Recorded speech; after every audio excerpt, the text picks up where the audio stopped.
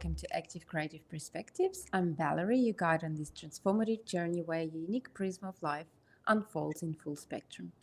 And today we have our beautiful guest, Christine, that reached out to me and then she shared her story, and I could not stop but invite her to be on this episode today. Hello, Christine. Hi, Valerie. Lovely to see you, and thank you for inviting me. I feel really privileged. Thank you.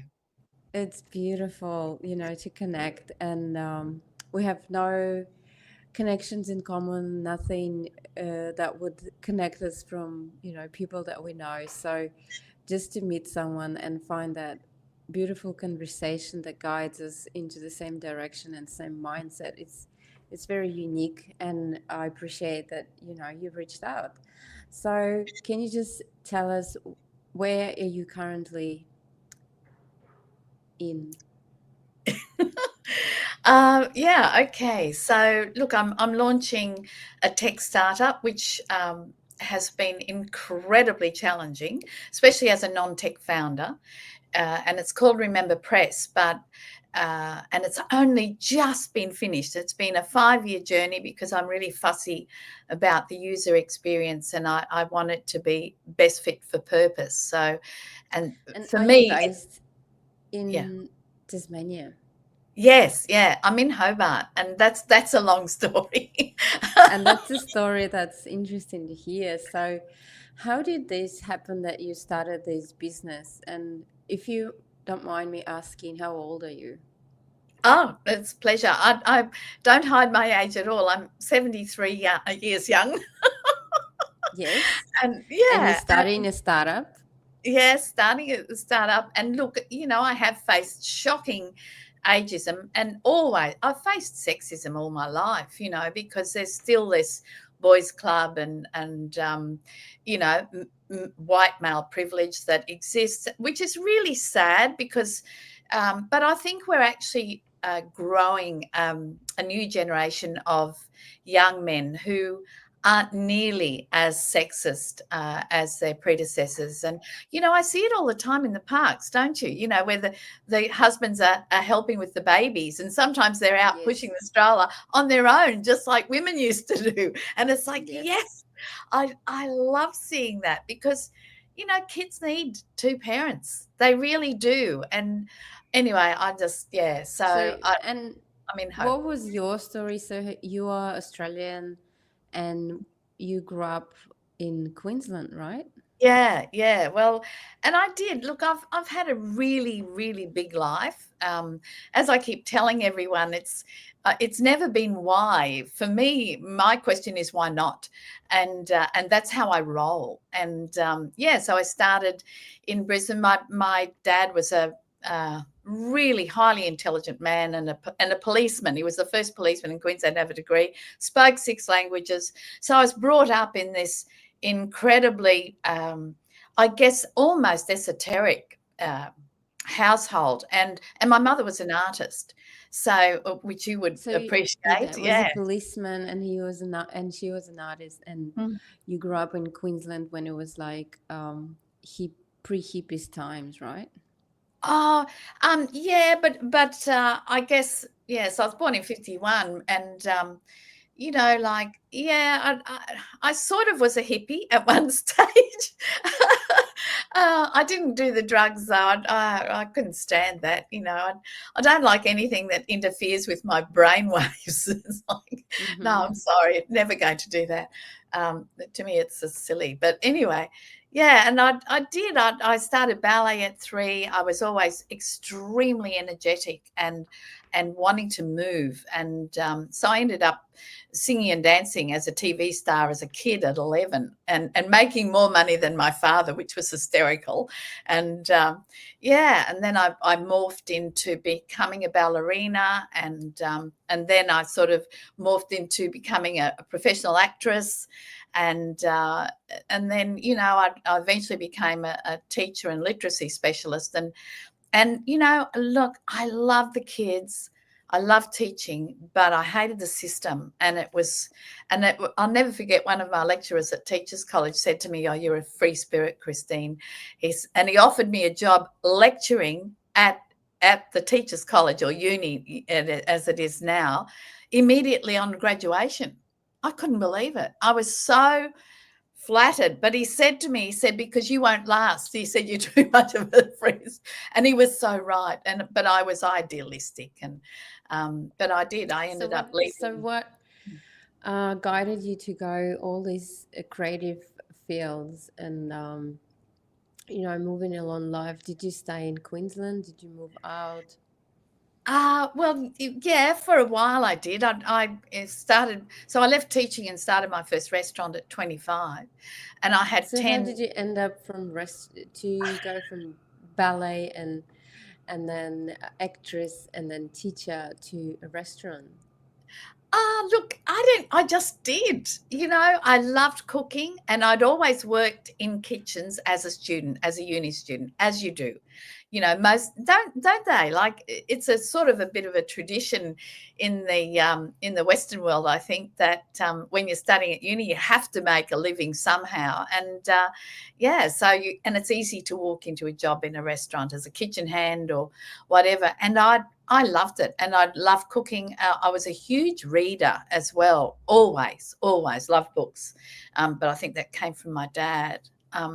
And yeah, so I opened the first restaurant in 1977. I was 25, and it just took off. It was the first suburban BYO in Brisbane, and I ended up with owning 10, separately, like over a period of 25 years. I used to start them and build them up and So that was sell. the And start of your entrepreneurial spirit.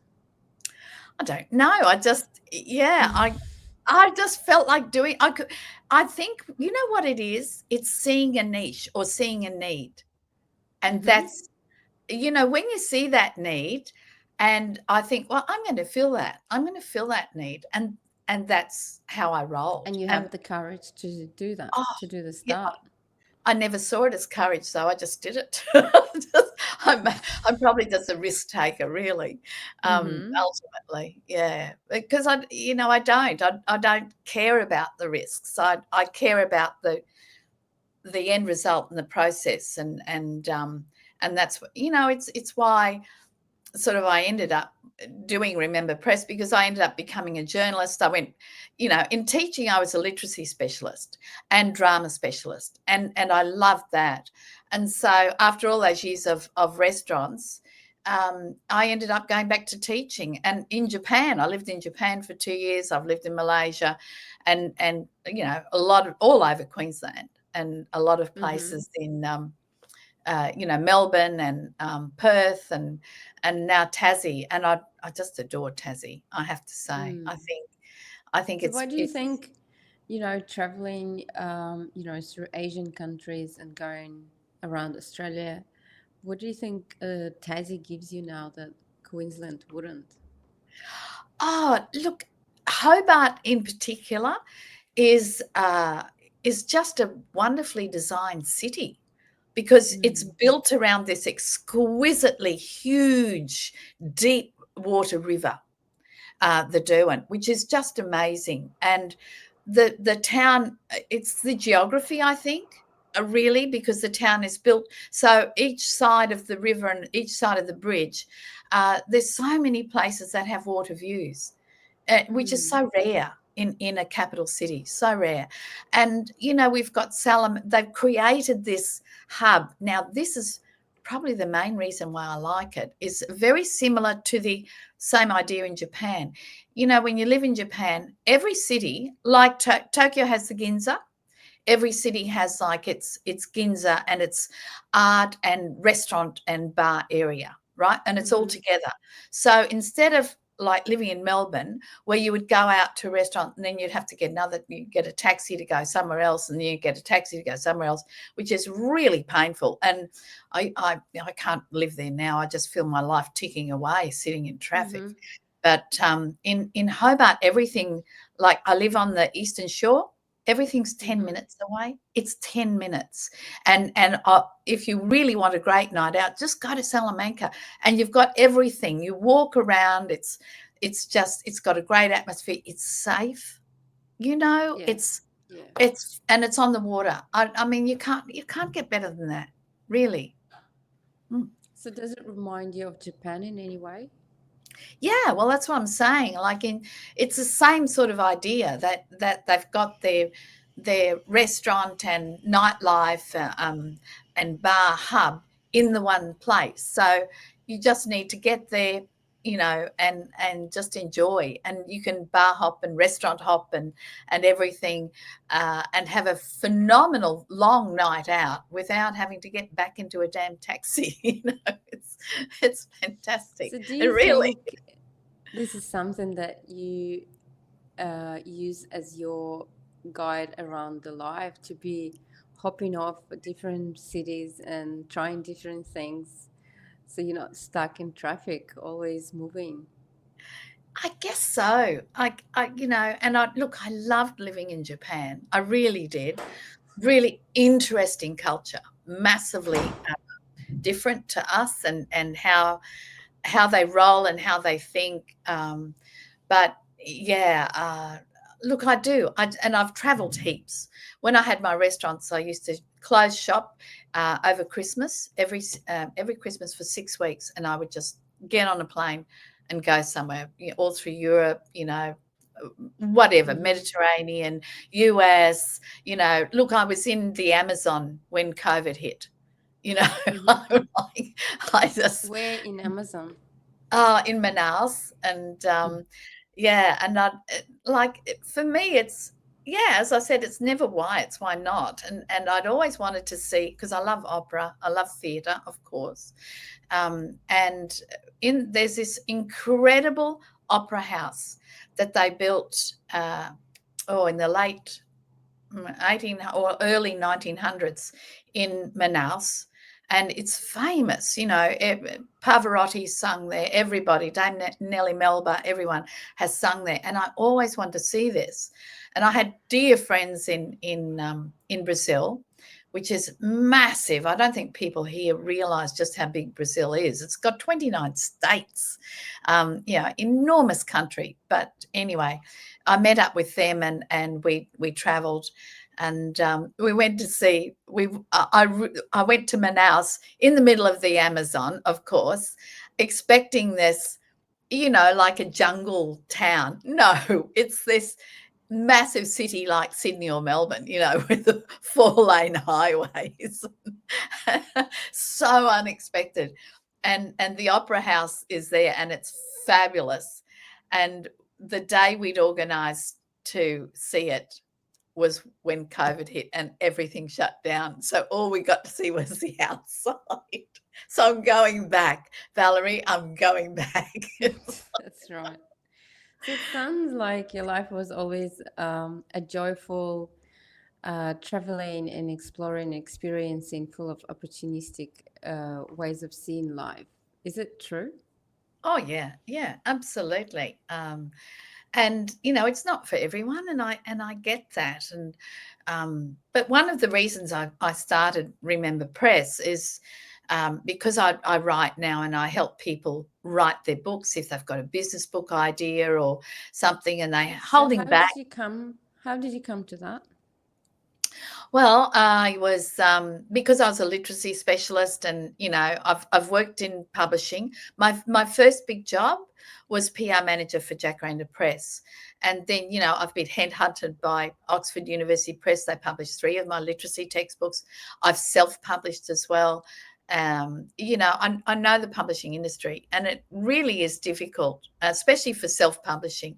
And I know so many people have these books. Everyone I speak to, oh yeah, I'd love to write a book. They've got an idea. I'd love to, because they know deep down, they instinctively know that it creates authority. It's where the word comes from, isn't it? Author, authority. And it's phenomenal to build a business, to sort of, it steps you up a level. But I was hired originally by Julie Fletcher, who's Tassie's diamond expert, to write her dad's memoirs. And he was really depressed, 86, and dying of emphysema. And the process of working with him, and it took over a year to write and shape his memoir into a beautiful book, gave him a euphoric final year. And the ripple effect in the family, Valerie, was astonishing. Now the whole family want me to write their books because, it really did. They could see what it did for Daryl. And that's what drives me. Yes, I want to help business people write their books, and I can do that easily and quickly. And But what do I you have. think, being a writer yourself and experience life in lots of vibrant colors, what do you think that process does to a person from your perspective? Oh, it number one, it depends on where they're at in life. For the older and the aged, it gives them a job and purpose. For a younger business person, or even just someone who's got a great story they want to write, it also gives them like a second job and purpose. And the end result is so gratifying. It's probably one of the greatest achievements you could have in your life, is holding that published book, really, because that, But, it says everything. a lot of people, and I guess everyone in this life, goes really hard times. And, Mm. to write your memoir, you have to go through all steps, right? You have to review every part of your journey that you've been through, and then maybe face that you were not a good person at sometimes, or you did a wrong thing, and then live with that. Do you think that everyone is ready to go through that, facing reality and understanding they made mistakes? Look, it's the greatest cleansing you can have. It really is, because it gives you clarity. Really and truly, writing those stories, and if it is about your life, um, writing the good things you've done and the stupid things you've done as well, um, and But really you in a say way. that, because it is authority, it gives you authority and it Hmm. cleanses you. But maybe if someone's not ready to open up, to show the reality of their life, or you said that he was depressed, and he was going through depression, and then it Mm. lifted him up because of what he's achieved through his life. Everyone has a very different story. So what in your experience, how did it come up to go through those moments? Do people usually want to open them up, or they want to create a picture of themselves as a mask of what life was? Look, it's up to them. When I work with a writer, or someone who's writing their story, honestly, the final decision of what goes into that book is up to them. I respect that totally, because it's their name on the front cover, isn't it? And I'm just the editor and the coach.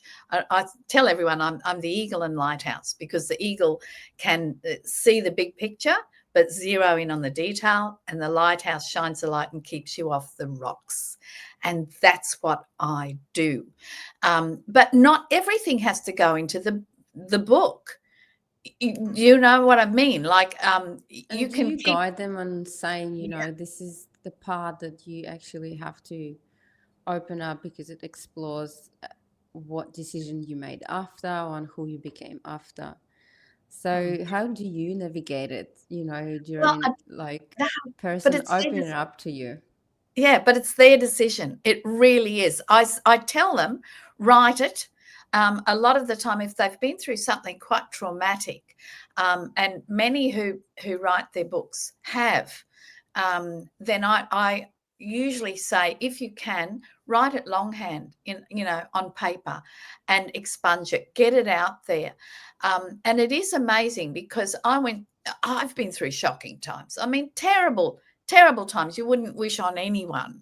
My last husband was a psychopath. I had a bodyguard for 6 months, when he left, because he wanted everything, and he wanted our daughter. Oh, anyway, like, really and truly, I wrote down on pen on paper a lot of what happened in that 4-year marriage, which was shocking. And I don't want anyone else to see it, but it was so cleansing. So why don't you think that that's the part that, you know, it's not only about the experience that you had as a joy, but the trauma that you went through that made you who you are? Do you think this is the Yeah, part? but it's not something that I want to share with the rest of the world Mm. because it's too much. It Mm-hmm. really is too much. It's way too much. And It for has to me, be just left for yourself. yeah. And it Mm-hmm. did. And honestly, when I wrote it and I look back on what I wrote 6 months later, I'd actually forgotten a lot of it. I Mm-hmm. would because it seemed to just clear my head. It cleared the memories and allowed me to move on, without dragging it like this big sort of bag of garbage that we tend to do behind us, don't we? We lump this, or we push it as a wheelbarrow in front of us, full of all Mm-hmm. this crap, that we've accumulated over life, all these terrible experiences. And one of the ways to really get rid of it is to get it out there, write it out. And if you can't write, then use Word and the microphone icon and let it transcribe, but get it out there. And not everything, I'm pretty ruthless with an edit, Mm-hmm. like not everything that is written down needs or should be in the book, Mm-hmm. for the public. Because I always tell my clients, always be aware that once it's published, it's out there. You can't take it back.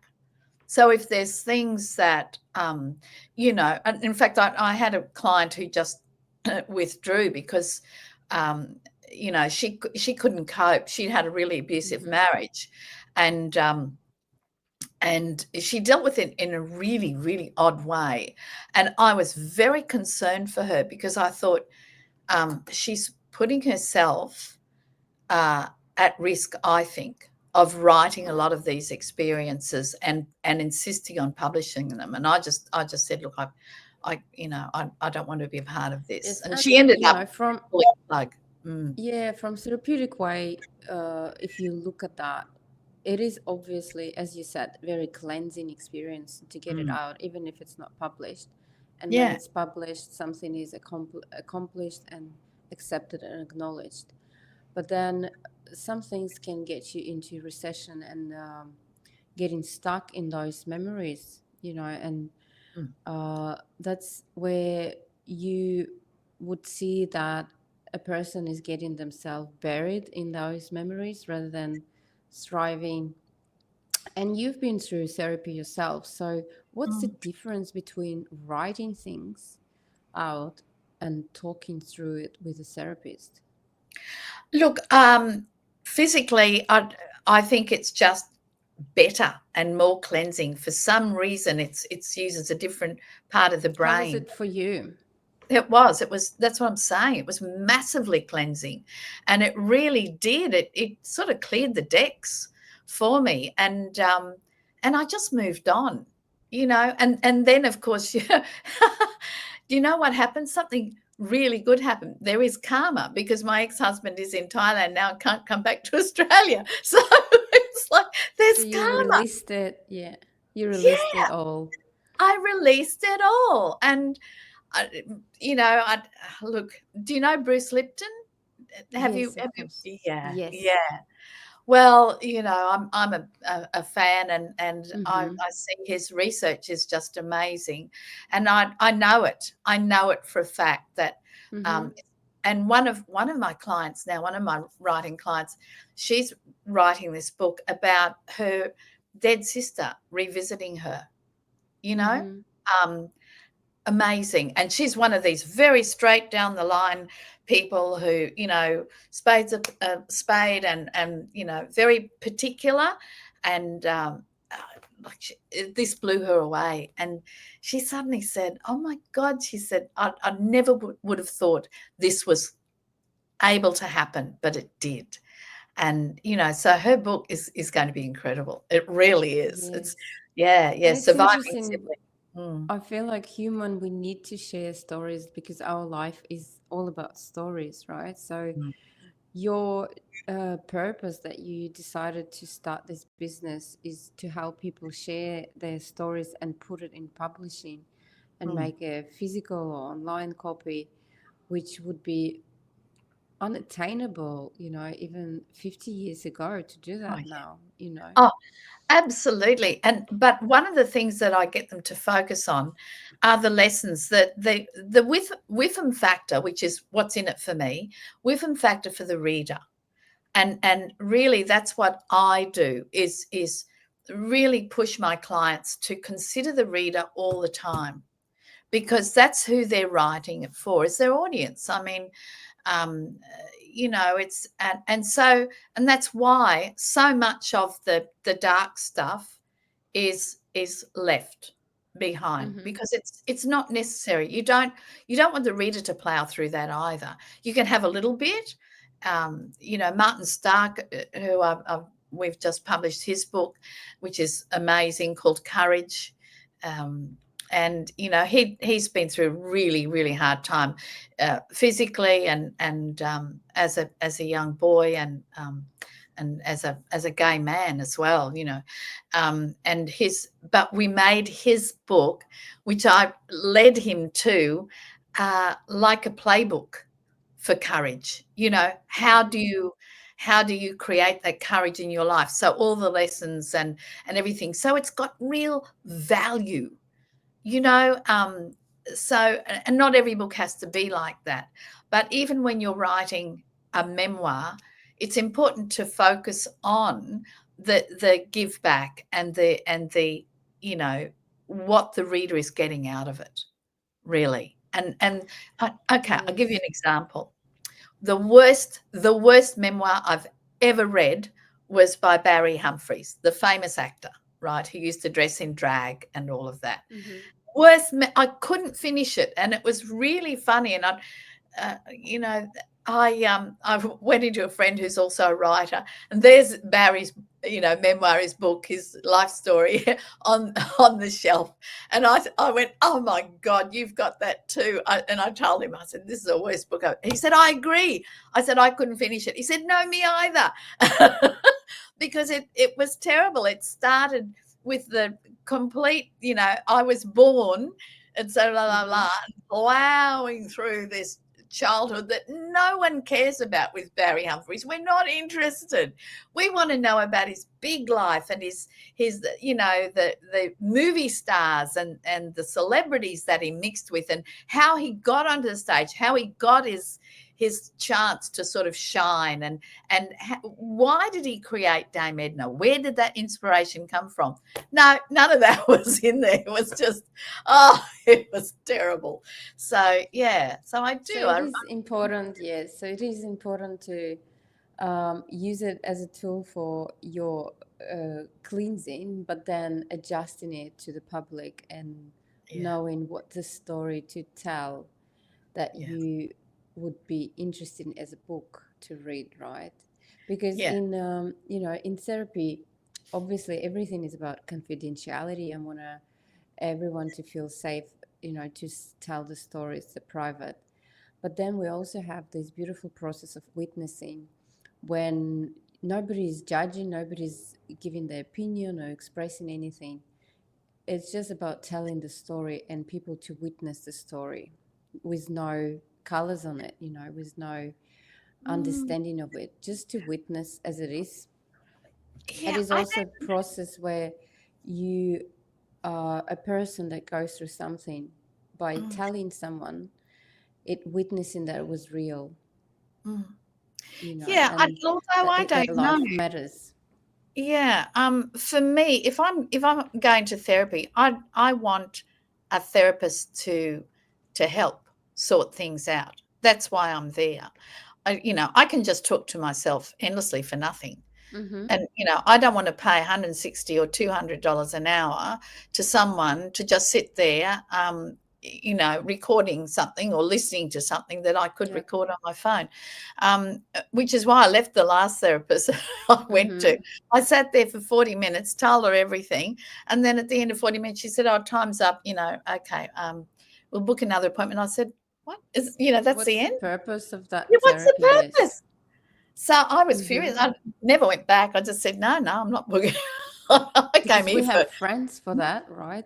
We have friends for exactly. that to just to talk through our Yeah, or the cat story. or the dog. Yes. And now people do that on the internet, they just Yeah. record themselves and they publish it, yeah, in Mm, different ways. So what you're saying is therapy is one thing, that it's not just about witnessing, it's about communicating with the mm. person and feeling their compassion and empathy Yeah. to go through your experience and guide you through it. Exactly. I mean, that's what you're paying for, is a guide. I mean, they've spent what, 5 years at university. Um, they need to do something, and they need Mm-hmm. to do their job. And yeah, it's one of my sort of bugbears, really. And like with anyone, just do your job.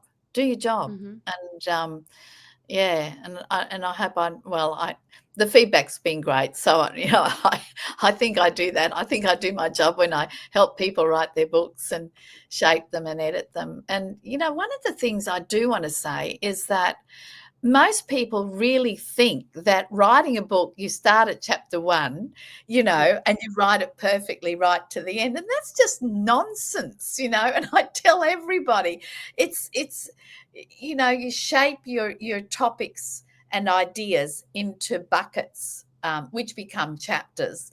But you don't start at the beginning. You can you start anywhere and just get your topics down, and just get it out there, and then the shaping and everything is up to the editor. As you speaking, because I'm coming from a visual side, so when you start painting, right, you start with a concept, like you start with an idea in Yeah. your head with a vision, and then as you start, it could take years, right? So, Mm. great artists that would create for 30 years one artwork, returning back to it, adjusting and fixing and seeing Yeah. it from different angles. So I guess to write a book as an art piece, it takes time, but it starts with a concept, right? Like what the message that you want Yeah, to. it's the why. So I go through four words. That's how I begin with all my clients. I say, "What's your why?" And we go 7 levels deep until they Mm-hmm. actually really discover why they want to do this. And then when Mm-hmm. they've done that, they've really dug down, and it's always surprising for them, the actual core reason. Then I tell them, make a little sort of piece of paper and stick it on your wall so it's there in front of you. And that's knowing your why is what gets you to the end. And unless And you if really if know your if why, you won't. somebody's asked me, I want to write a book, what would be the first thing I recommend before, they contact you? Oh, well, just contact me anyway, and have a chat. Like, it costs them nothing, and I don't take everyone on board, because I just I'm very kind and say, look, I don't think I'm right for you at this point in time, but here's some things to go away with, and that's But if you have a yeah, thought of writing a book, what's the first thing you should think of before you start making steps to it? your That why. your Your why. why. Why would you Why want to are you write? wanting to do this? Yeah. And then you decide, then you detail your what. What is it going to be? Then your how, right? Then your how. How are you going to do it? And then one of the most important things is who. Who's it for? So Mm-hmm. they're the 4 words: why, what, how, and who.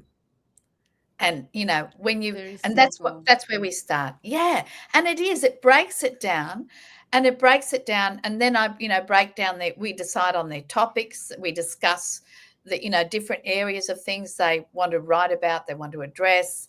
And every book has chapters. You don't just read a book from with just one big chapter. That's it. Every book has chapters, which is how the writing industry shapes those ideas into topics, or as I call them, buckets. I call them buckets. Same with life, we we have chapters all the time. one chapter starts, another finishes, right? And the book is a story, which is the same as our life.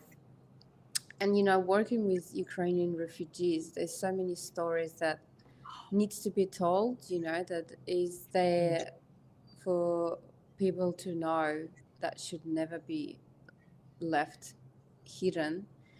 That I think just to have that structure and somebody to guide you to do that, that's a Mm. very strong why.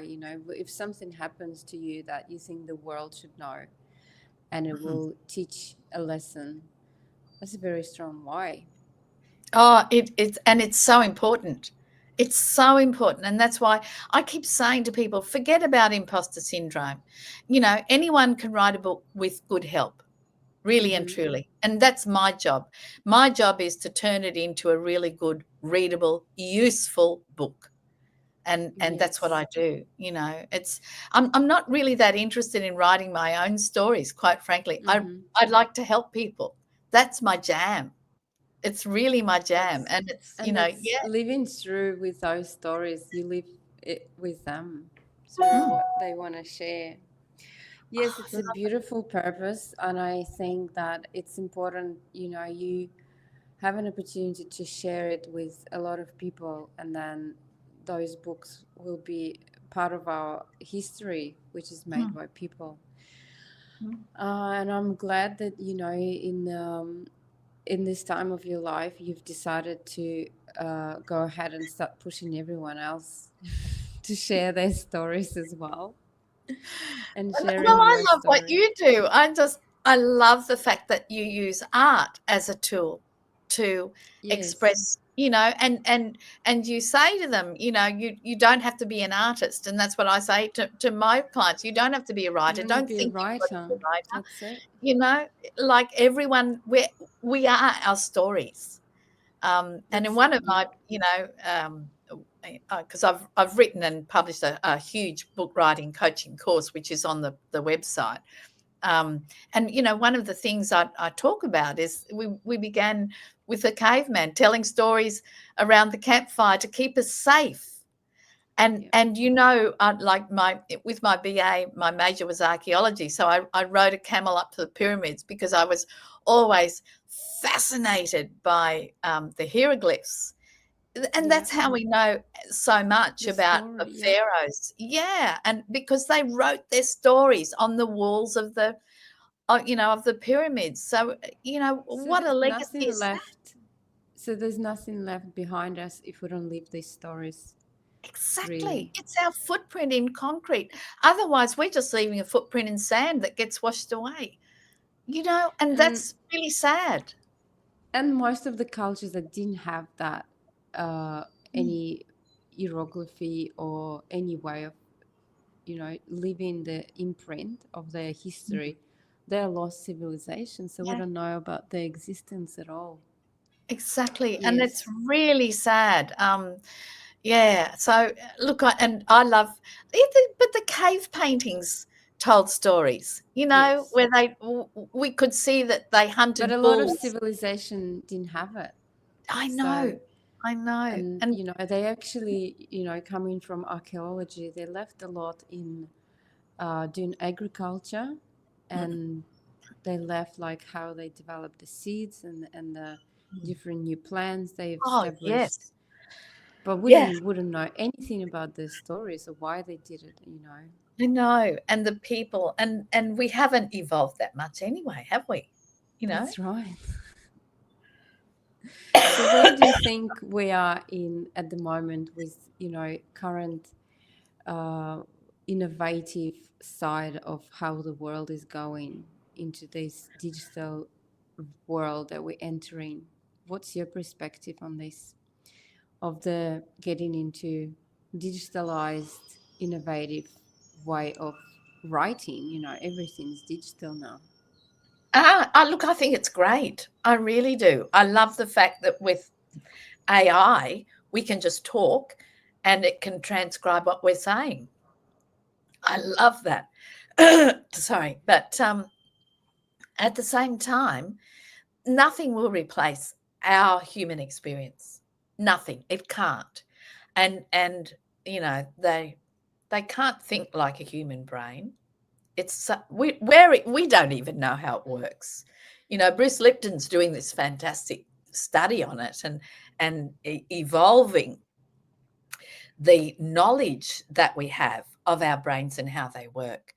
But that's still got a long way to go. There's still so much we don't know about the human body. You go to a doctor and, how can they know everything? They can't.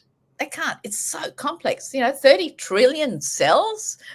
That's, you know, Maybe the, even more. That's what they predicting there. They don't know. yeah, like that, that, oh God, the statistics are incredible. But I love that. I find it really exciting. And, yeah, and I think with everybody, we can just achieve so much by simply doing what we're good at. And then, if we've got a book that's sort of nudging at our psyche and knocking at the door, saying, let me out, then do it. Do it. You've got nothing to lose and everything to gain. So, yeah. Yes, that's a beautiful purpose, and thank you so much for sharing. So, what's the best way to reach out to you or to find you? Yeah, well, just look up the website, which is just www.rememberpress.com. And my email is hello@rememberpress.com. Very, very easy. Okay. I couldn't believe that the web address was available because it came to my head one day, and I looked it up and I thought, Remember Press is available because it just sums up everything that we do. You know, That's it's like, it. to me, it was so Yeah, it's obvious. meant. It was meant for you, and Meant to be. um, it was yes. And I'm very grateful to have you on Active Creative Perspectives podcast, where you can share your unique voice, and it's celebrated. And I love to hear more about your adventure of life and see how you shape our society in the future. Oh, Thank you thank you. so much.